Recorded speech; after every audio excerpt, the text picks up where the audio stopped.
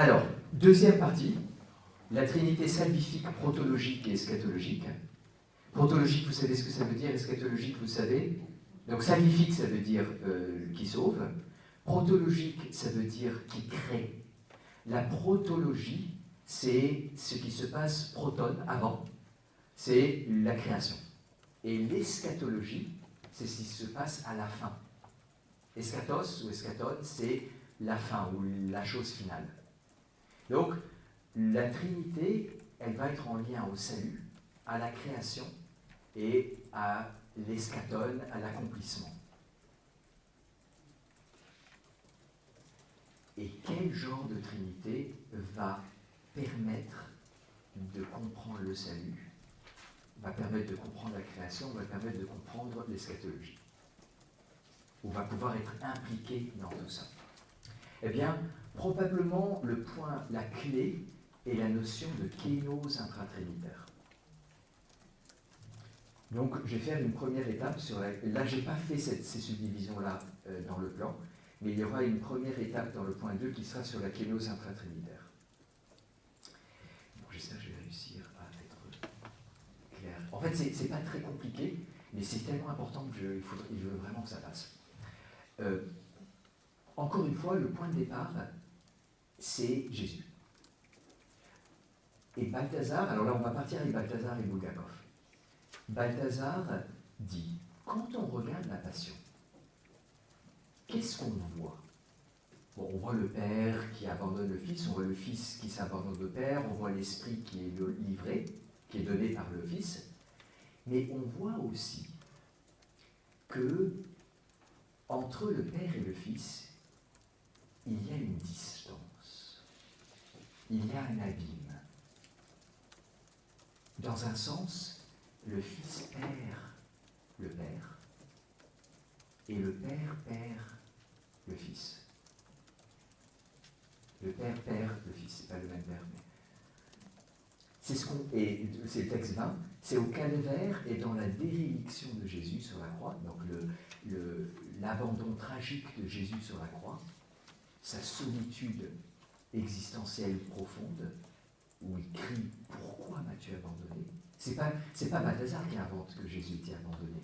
C'est Jésus qui dit qu'il est abandonné. C'est à ce moment-là que la distance entre le Fils et le Père devient pour la première fois tout à fait manifeste. Qu'est-ce qu'il veut dire par cette distance? Balthazar veut dire que, puisque l'économie révèle l'immanence, s'il y a une distance dans l'économie, eh bien, il y a quelque chose dans la Trinité immanente qui va correspondre. Il y aura une forme de distance. Texte 21, la condition de possibilité de l'abandon de Jésus par le Père doit reposer sur la distinction intratrinitaire absolue qui existe entre l'hypostase qui donne la divinité et l'hypostase qui la reçoit.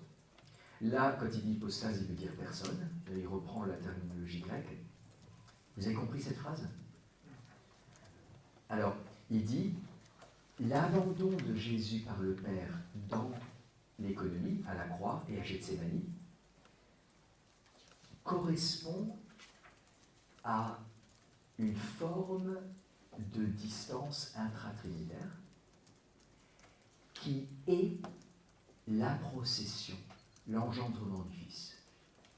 L'engendrement du Fils produit une distance. Alors pourquoi Balthazar se permet de dire ça? Parce que c'est ce qu'on voit dans l'économie. Mais comment il explique ça?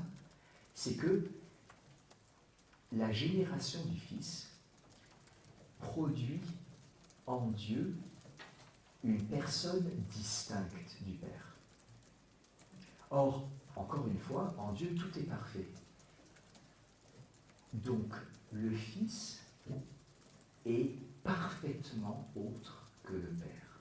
Alors là, il y a un paradoxe, c'est que le Fils est la réalité la plus semblable au Père et la plus différente du Père. Parce qu'en Dieu, et l'unité et la distinction sont parfaites. Donc, et ça, en fait, c'est vrai même pour nous. Qu'est-ce que ça veut dire quand on produit une autre personne, donc un père et une mère engendre un enfant, on produit quelqu'un qui est différent. Et plus il devient lui-même, plus il est différent. Mais Balthazar traduit cette différence par un mot qui est distance. Il y a une distance. Il y a une distance. Alors, on pourrait être choqué par le mot distance parce que ça semble réintroduire l'espace. De nouveau, il faut dire, c'est analogique. C'est plutôt une distance relationnelle. Vous voyez, parfois avec quelqu'un, on peut dire je suis très distant. Il y a une distance qui s'est créée entre nous. Ça ne veut pas dire qu'on habite à 5000 km. On peut être dans la même maison et être distant. Et on peut être très éloigné l'un de l'autre en kilomètres et être très proche. Donc la question ici est plutôt relationnelle. Et bien sûr, on pourrait dire à Balthazar, c'est dangereux d'utiliser des mots spatiaux. Et de fait, il y a beaucoup de gens qui discutent avec Balthazar en disant, il va trop loin là. Mais il faut juste qu'on se rappelle que tous les mots qu'on utilise pour dire la Trinité sont analogiques. Donc pourquoi pas finalement utiliser un mot spatial, mais il faut être très attentif de dire c'est aussi analogique. Ce n'est pas une spatialité spatiale. C'est une spatialité autre, relationnelle, une spatialité divine, et qui nous aide à imaginer, ou qui nous aide à concevoir.